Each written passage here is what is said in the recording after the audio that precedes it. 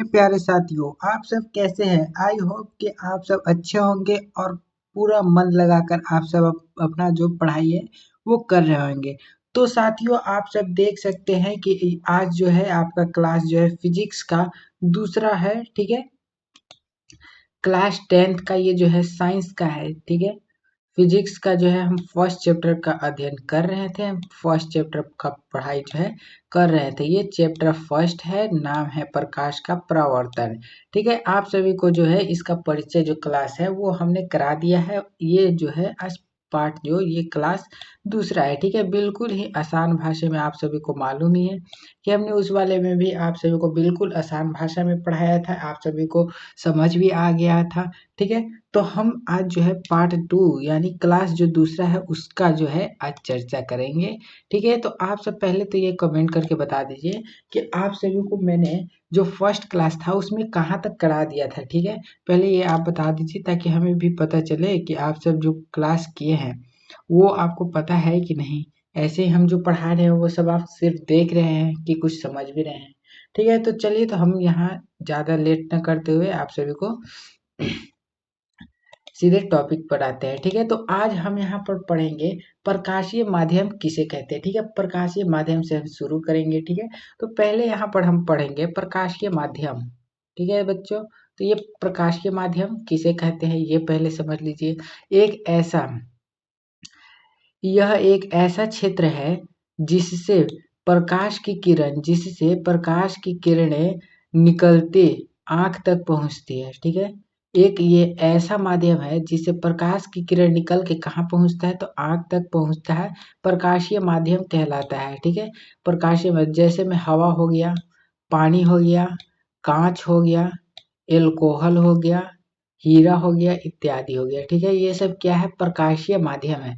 ऐसा माध्यम आप ऐसे भी याद कर सकते हैं, प्रकाशीय माध्यम किसे कहते हैं, तो प्रकाशीय माध्यम वह माध्यम है जिससे प्रकाश टकराकर हमारे नेत्र तक यानी आंखों तक पहुंचता है, उसे हम क्या कहते हैं, तो प्रकाशीय माध्यम कहते हैं, ठीक है। आप सभी को ये समझ आ गया होगा। चलिए तो नेक्स्ट की तरफ बढ़ते हैं। अगला हमारा टॉपिक है प्रकाशीय माध्यम कितने प्रकार के होते हैं। जो प्रकाशीय माध्यम है वो होते कितने प्रकार के हैं इसके बारे में हम यहाँ पर पढ़ेंगे, ठीक है। तो प्रकाशीय माध्यम दो प्रकार के होते हैं, ठीक है। समांगी और विषमांगी, ठीक है। माध्यम कितने दो प्रकार के होते हैं, समांगी और असमांगी। अब समांगी माध्यम किसे कहेंगे इसे अच्छे से समझ लीजिए। यह एक ऐसा माध्यम है जिससे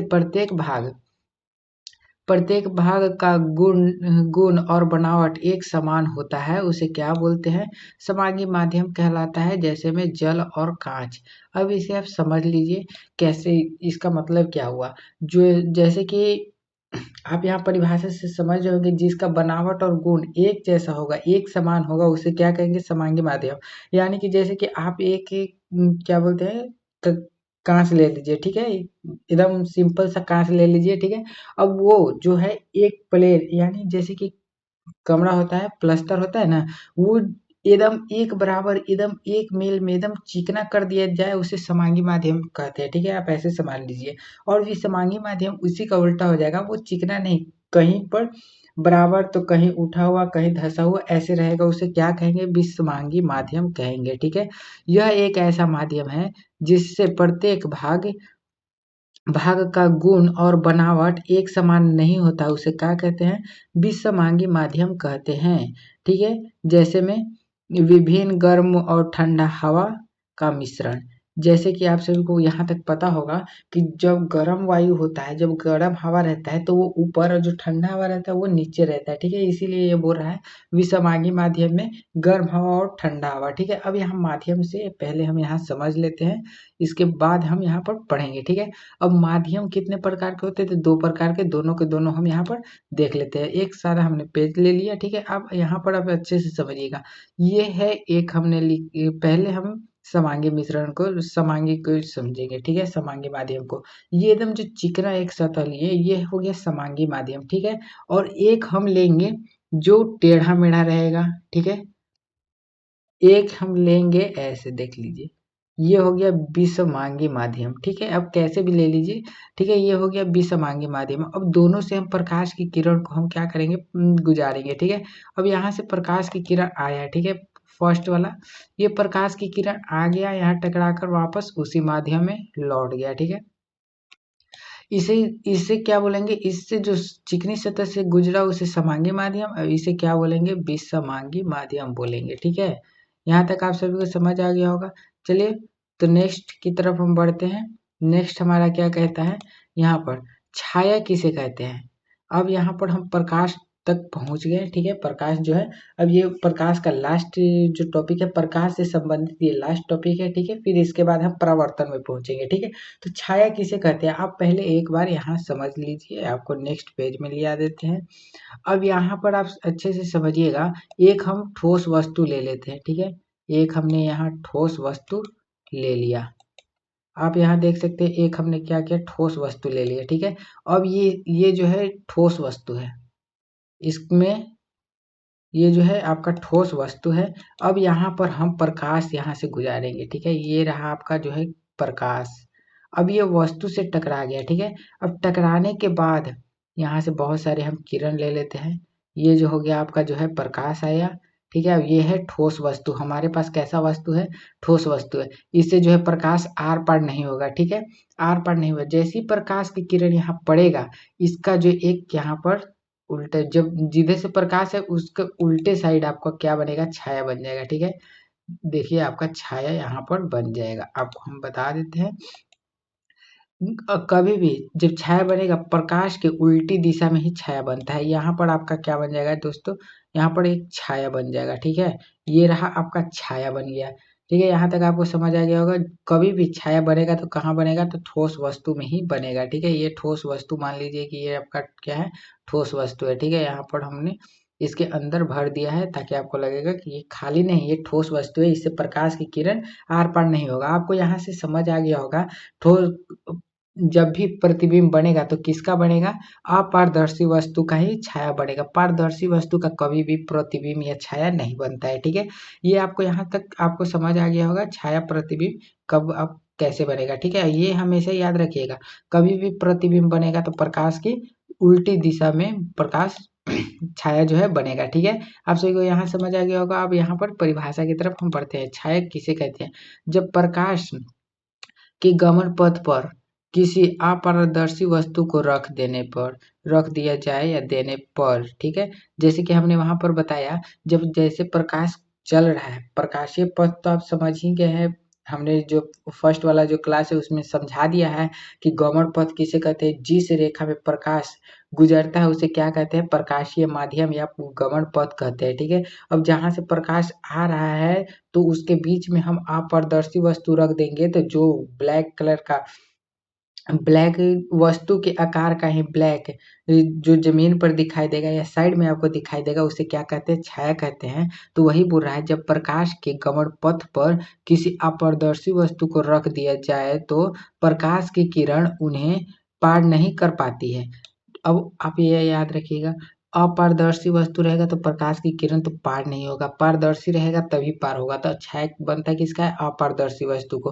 तो यही बोल रहा है, जब प्रकाश की गमन पथ पर किसी अपारदर्शी वस्तु को रख दिया जाए तो प्रकाश की किरण उन्हें पार नहीं कर पाती है, जिसके कारण उस वस्तु के पीछे एक अंधेरा क्षेत्र बनता है, जिसे हम क्या बोलते हैं, छाया बोलते हैं, ठीक है।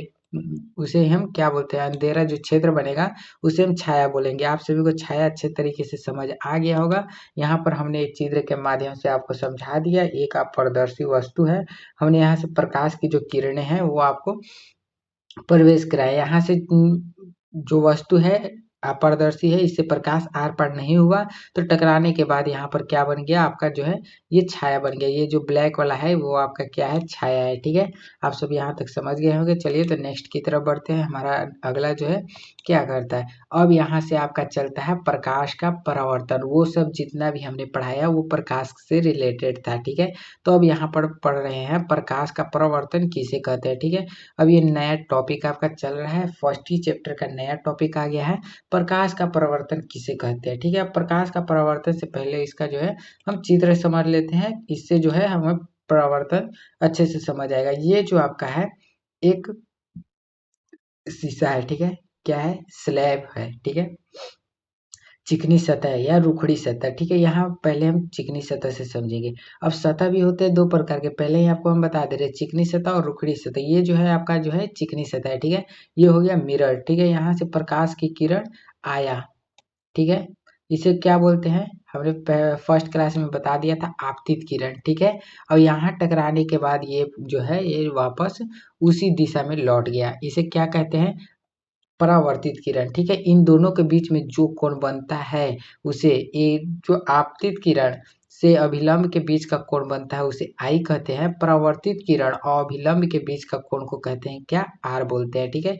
ये जो आपका डॉट डॉट डॉट है ये आपका अभिलंब है, ठीक है। ये आपको तो हमने फर्स्ट वाला जो क्लास था उसमें बता दिया है। जो भी बच्चे लोग ये फर्स्ट क्लास नहीं देखे हैं तो पहले फर्स्ट क्लास देख लीजिएगा ताकि आपको अच्छे से समझ आ जाए, ठीक है।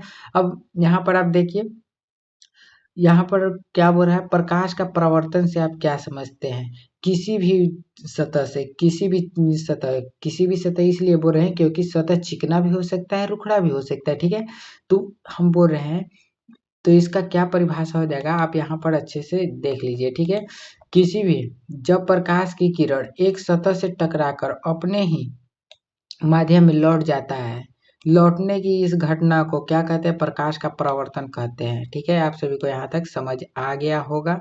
जैसे कि आपका एक कांच है, ठीक है। कांच का जो है ऐना है, जैसे कि ऐना, ठीक है।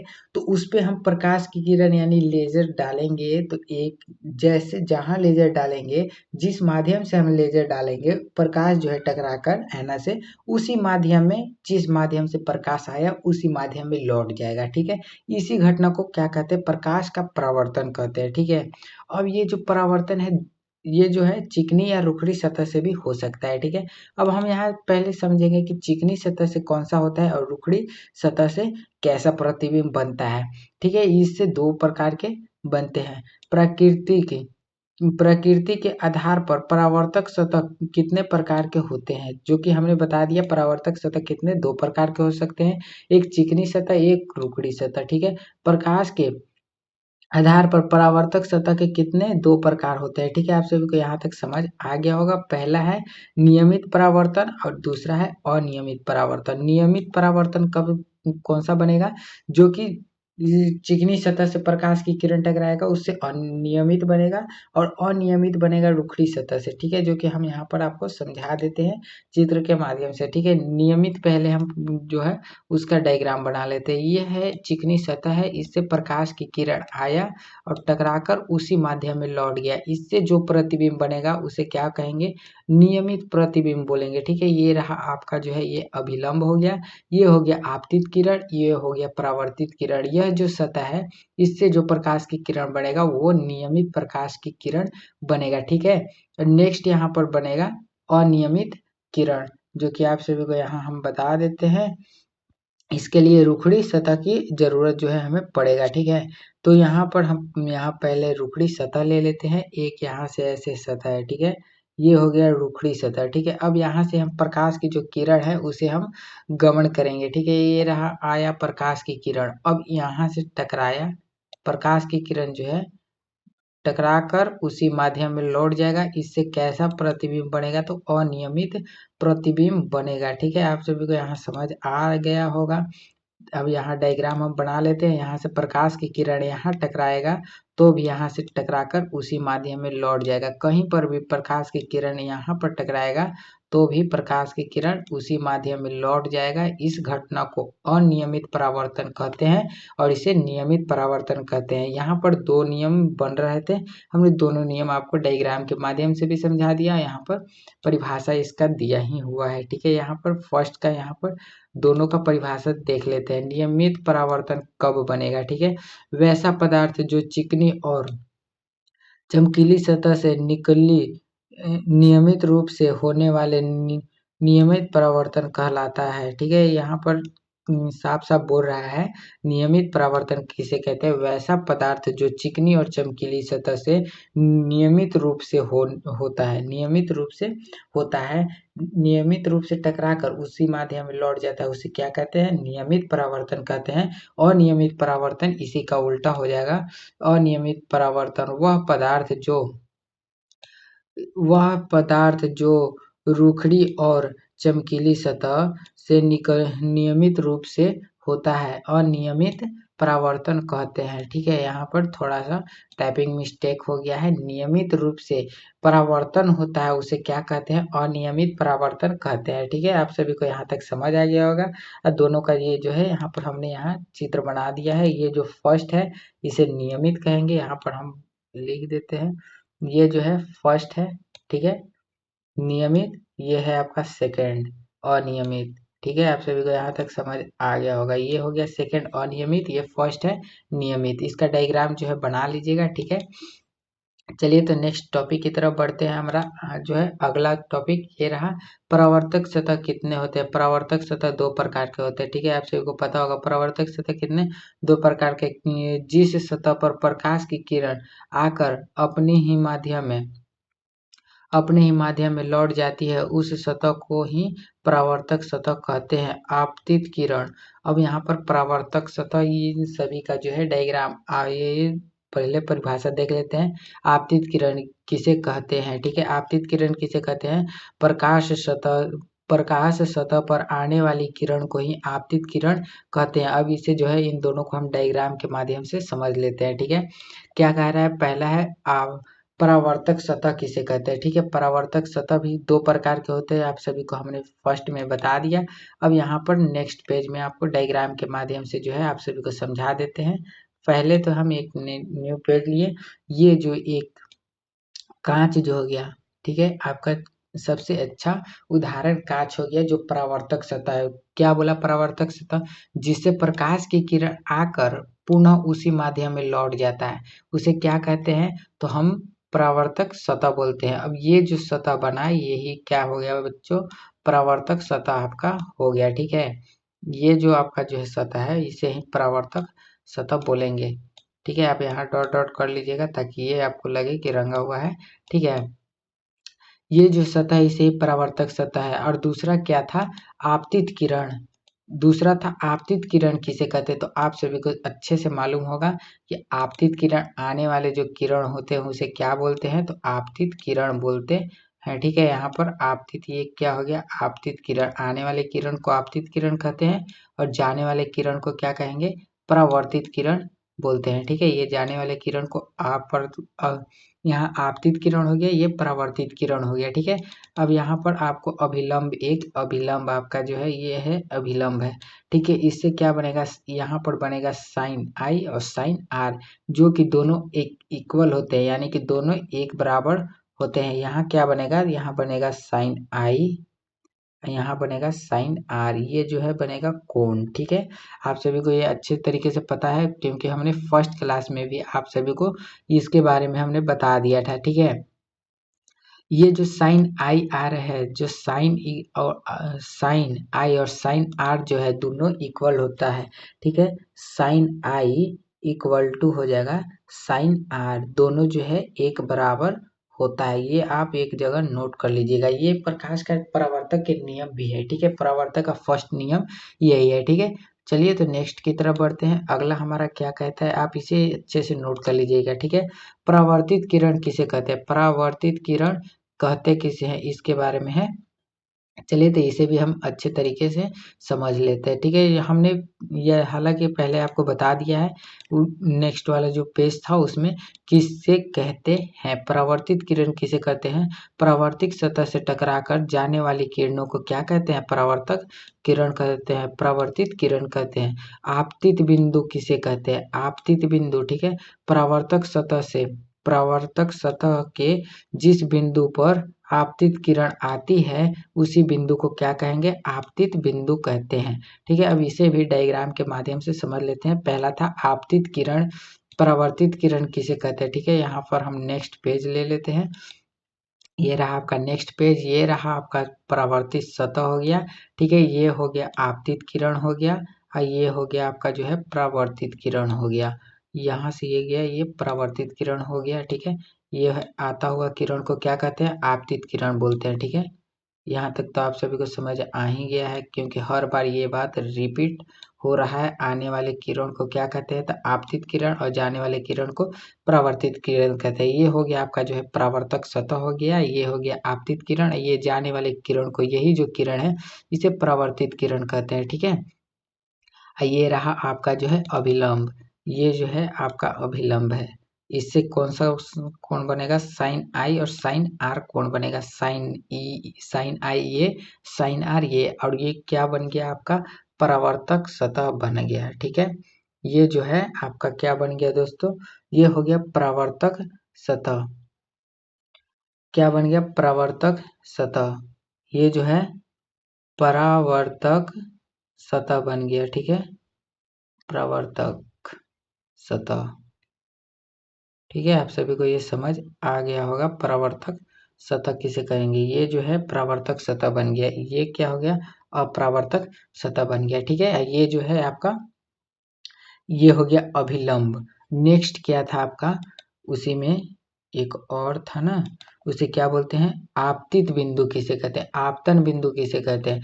जहां पर प्रकाश जो है आकर टकरा गया, ये देखिए आपका जो है प्रकाश आया, ठीक है, आकर, रुक जाइए, यहाँ से प्रकाश की किरण आकर जहां टकराया, ठीक है, वहां जहां टकरा गया प्रकाश, वहां से उसी को क्या कहेंगे, तो आपतन बिंदु बोलेंगे। ठीक है, यहाँ पड़ गया और यहाँ टकरा गया, इसको ही हम बोलेंगे आपतन बिंदु। यहाँ पर जो बनेगा इसे ही आपतन बिंदु बोलते हैं। इससे दूसरा नियम ये बन जाएगा कि परावर्तक सतह, आपतित किरण, परावर्तित किरण पर डाला गया लंब, तीनों क्या होता है, एक ही तल में होता है। ये जो है तल है, ठीक है, एक ही तल में है ना, आप सभी को दिख रहा होगा, जो आती हुई किरण भी एक तल में है, जाती हुई किरण भी एक तल में है, परावर्तित किरण भी एक तल में है, उस पर डाला गया अभिलंब जो है वो भी एक ही तल में है, तीनों एक ही तल में है। यहाँ से बन गया जो है प्रकाश का परावर्तन के दोनों नियम। ठीक है, जो कि आपको यहाँ पर अभी मिलेंगे।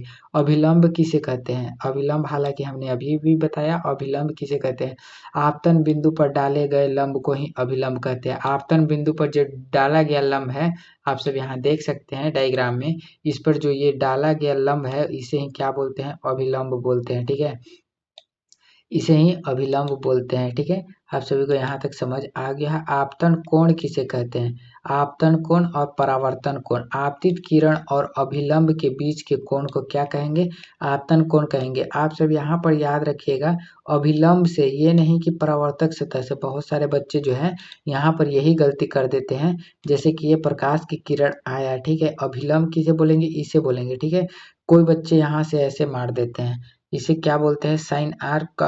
अगर कभी भी एग्जाम में डायग्राम आ गया तो इन दोनों को क्या बोलते हैं, ये इसको बोल देते हैं साइन आर, और इसे क्या बोलते हैं साइन आर। ठीक है, इसे साइन आई और साइन आर, बल्कि साइन आई और साइन आर जो है ये नहीं बनता है। ठीक है, आप सभी इसको अच्छे से याद हो जाना चाहिए कि साइन आई और साइन आर कौन सा बनता है, तो ये बनता है, ये कोण जो है उसे बोलेंगे साइन आई, और ये जो कोण बनेगा इसे कहेंगे साइन आर। ठीक है, आप सभी को यहाँ तक समझ आ गया होगा। ठीक है, पहले तो आप ये सब कमेंट करके बताइए कि आप सभी को जितना भी पढ़ा रहे हैं आप सभी को समझ आ रहा है या नहीं। अगर आ रहा होगा तो डिस्क्रिप्शन में यस भर दीजिएगा, अगर नहीं आ रहा होगा तो नो भर दीजिएगा। ठीक है, अब यहाँ पर नेक्स्ट, यहाँ आप सभी को मालूम चल गया आपतन कोण किसे कहते हैं। नेक्स्ट है परावर्तन कोण। ठीक है, परावर्तन कोण किसे कहते हैं, जिसे साइन आर से सूचित करते हैं। परावर्तित किरण और अभिलंब के बीच की बने कोण को क्या बोलते हैं, तो परावर्तक कोण बोलते हैं। आप सभी को यहाँ पर चित्र में जो है आप सभी को बता दिए हैं। यहाँ से ये हो गया अभिलंब और ये हो गया परावर्तित किरण, इससे जो बना कोण है उसे ही परावर्तक कोण कहते हैं, जिसे आर से सूचित करते हैं। ठीक है, अब आप सभी के लिए बहुत ही इम्पोर्टेंट जो क्वेश्चन है ये है, जो कि आप सभी के हर बार एग्जाम में पूछता है, प्रकाश का परावर्तन के नियमों को लिखे, जो कि हमने आप सभी को फर्स्ट जो ऊपर ही आप सभी को बता दिया है दोनों नियम। ठीक है, तो जल्दी से पहले तो कमेंट करके बताइए कि जो दोनों नियम आप सभी को बताएं, फर्स्ट और सेकंड दोनों नियम आप सब कमेंट में पहले बताइए। ठीक है, फिर जाके हम आपको बताएंगे। हालांकि आप सभी को तो स्क्रीन पे दिखाई दे ही रहा होगा प्रकाश के परावर्तक के कितने नियम होते हैं, तो 2 नियम होते हैं। पहला नियम क्या कहता है, आपतित किरण, परावर्तित किरण तथा आपतन बिंदु पर डाला गया लंब तीनों एक ही तल पे रहता है, उसे क्या बोलते हैं, तो प्रथम नियम बोलते हैं। द्वितीय नियम क्या कहता है, आपतन कोण हमेशा परावर्तक कोण के बराबर होता है। ये सब भी, इसको भी हमने वहां पर डायग्राम के माध्यम से समझा दिया है, फिर भी हम यहाँ पर आपको चाहेंगे डायग्राम के माध्यम से समझा देना। ये हो गया परावर्तक सतह। ठीक है, ये हो गया आता हुआ किरण आपतन कोण, और आपतित किरण यहाँ से गया परावर्तित किरण। ठीक है, आप सभी को यहाँ तक समझ आ गया होगा।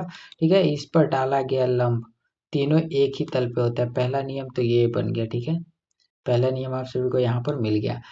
ये हो गया परावर्तक सतह हो गया। ठीक है, ये हो गया आपतित किरण और ये हो गया परावर्तित किरण पर डाला गया लंब तीनों एक ही तल पे। देखिए यही तल पे तीनों है ना, ये तो पहला नियम हो गया। ठीक है, और सेकंड क्या बोल रहा था, ये आपका आता हुआ किरण है, एरो से दिखा दीजिएगा कि ये किरण आ रहा है और ये किरण जा रहा है। ठीक है, अब दूसरा था नियम आपका क्या, sine I equal to sine R. अब इनसे जो कोण बनता है इसका बारे में। ठीक है, पहले तो हम यहाँ पर आप सभी को बता देना चाहते हैं। ठीक है, इससे जो कोण बनेगा इसे क्या कहते हैं, साइन आई। ठीक है, और इससे जो कोण बनेगा उसे क्या कहेंगे, साइन आर। ठीक है, तो बोला साइन आई इक्वल टू हो जाएगा साइन आर। जब आई इक्वल टू अगर दिया है 45 डिग्री, तो आपका आर इक्वल टू भी हो जाएगा 45 डिग्री। हमेशा जो है दोनों हमेशा इक्वल होते हैं। ठीक है, हमेशा एक दूसरे के बराबर होते हैं। दोनों नियम आप सभी को यहाँ पर समझ आ गया होगा। अगर यहाँ पर आई का मान 50 डिग्री देगा तो आर का भी मान 50 डिग्री होगा। दोनों क्या होते हैं, अपने के एक बराबर होते हैं। ठीक है, चलिए तो नेक्स्ट जो है उसके बारे में हम समझ लेते हैं। हमारा नेक्स्ट क्या हुआ है उसके बारे में हम यहाँ समझ लेते हैं। ठीक है, ये रहा आपका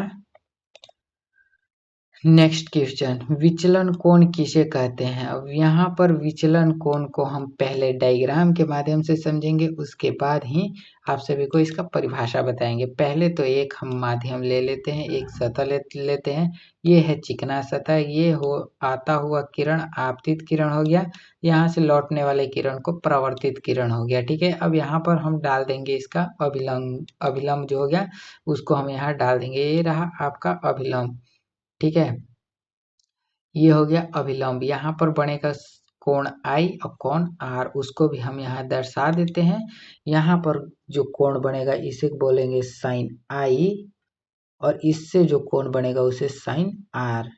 ठीक है, आप सभी को यहाँ तक समझ आ गया। यहाँ पर बोल रहा है विचलन कोण किसे कहते हैं। ठीक है, यहाँ पर दो कोण बनेगा। ठीक है, आपसे पहले यहाँ पर समझ लीजिए इससे कितने कोण बनेंगे, दो कोण बनेंगे। एक बनेगा घड़ी के दिशा में, एक बनेगा उल्टी दिशा में, घड़ी के उल्टी दिशा में, यानी कि एंटी क्लॉक अब क्लॉक वाइज। ठीक है, यहाँ से पहले तो हम एक जो आपतित किरण है, आता हुआ किरण, उसको हम यहाँ पर बढ़ा देंगे। ठीक है, अब यहाँ से जो कोण बनेगा आप सब अच्छे से समझिएगा। ठीक है, अब यहाँ पर जो कोण बनेगा इसे ही कहते हैं विचलन। ठीक है, विचलन कोण कहते हैं। अब यहाँ से जो है प्रकाश की किरण आया। ठीक है, ये आता हुआ किरण है, ये जाता हुआ किरण है।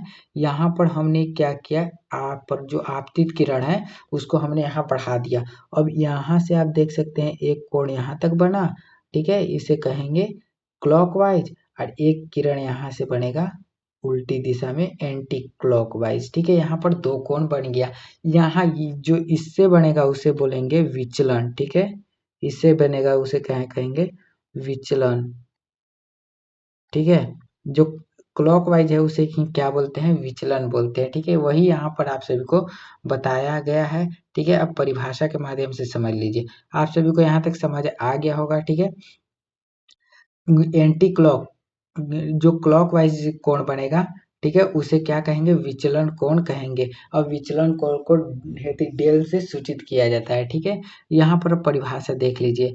आपतित किरण में बढ़ाए गए भाग से परावर्तित किरण तक आपतित किरण से जो बढ़ाया गया भाग, आप यहाँ चित्र में देख सकते हैं। आप सभी को यहाँ पर जो आपतित किरण है उससे हमने क्या किया था, प्रकाश को बढ़ा दिया था, ठीक है। ये बढ़ाया गया है जो भाग है, ठीक है। जो कोण बनाता है उसे ही विचलन कोण कहते हैं। यहाँ पर देखिए डायग्राम में आप सभी को इससे जो कोण बना यहाँ से यहाँ तक के कोण को क्या कहेंगे, विचलन कोण कहेंगे। बढ़ाया गया जो भाग है उससे पूरा जो कोण बढ़ेगा उसे क्या कहेंगे, विचलन कोण कहेंगे। विचलन कोण को डेम से सूचित किया जाता है। डेम इक्वल टू फार्मूला होता है। ये फार्मूला जो है आप सब नोट कर लीजिएगा। इससे जो है न्यूमेरिकल जो है आप सभी का बहुत ज़्यादा बनता है, ठीक है। इसीलिए इसे आप सब नोट कर लीजिएगा। इससे पहले आप सब कमेंट करके बता दीजिएगा क्या आप सभी को इसका न्यूमेरिकल चाहिए। इससे बनने वाले जितने भी न्यूमेरिकल हैं किन किन बच्चों को चाहिए, जिनको चाहिए होगा वो जो है कमेंट बॉक्स में यस जो है कमेंट कर दीजिएगा, ठीक है। यह दो तरीके से बनते हैं। एक घड़ी के दिशा में, हम आपको पहले ही बता दिया था, घड़ी के दिशा में, और दूसरा घड़ी के विपरीत दिशा में। यानी कि इसे इंग्लिश में बोला जाए तो इसे कहेंगे क्लॉकवाइज, इसे बोलेंगे एंटी क्लॉकवाइज, ठीक है। तो आज के लिए आप सभी के लिए इतना ही, ठीक है। नेक्स्ट वीडियो में मिलते हैं, ठीक है। आई होप कि आप सभी को यहाँ तक पूरे अच्छे से समझ आ गया होगा। जिस किसी को भी समझ नहीं आया होगा तो वीडियो को रिपीट करके देखें। उसके बाद भी समझ ना आए तो हमें यहाँ पर डिस्क्रिप्शन में आकर कमेंट में लिख दें कि हमें यहाँ समझ नहीं आया, उसे हम समझाने की कोशिश करेंगे। और एक बात आप सभी को बता देना चाहता हूँ, अगर इसका जो पैनल पीडीएफ आप सभी को चाहिए होगा तो आप सब डिस्क्रिप्शन में दिए गए डिस्क्रिप्शन में दिए गए जो व्हाट्सएप लिंक है उसमें जाके ज्वाइन हो जाइए। आप सभी का ग्रुप है, वहीं पर आप सभी का क्लास कब से कब चलेगा उसका नोटिफिकेशन आप सभी को वहीं पर मिलता रहेगा, ठीक है। तो आप सभी जल्दी से वो ग्रुप में ज्वाइन हो जाइएगा ताकि आप सभी को इसका नोट्स भी मिल जाए। आप यहाँ पर समझ लीजिएगा, आराम से बैठ के आप सब नोट कर लीजिएगा, ठीक है। आई होप कि आप सभी को यहाँ तक समझ आ गया होगा। अगर आप सभी इस चैनल पर नए हैं तो पहले तो सब्सक्राइब कर लीजिएगा चैनल को और वीडियो को लाइक कर दीजिएगा, ठीक है। तब तक के लिए जय हिंद, जय भारत। आप सब अच्छे से तैयारी करते रहिए।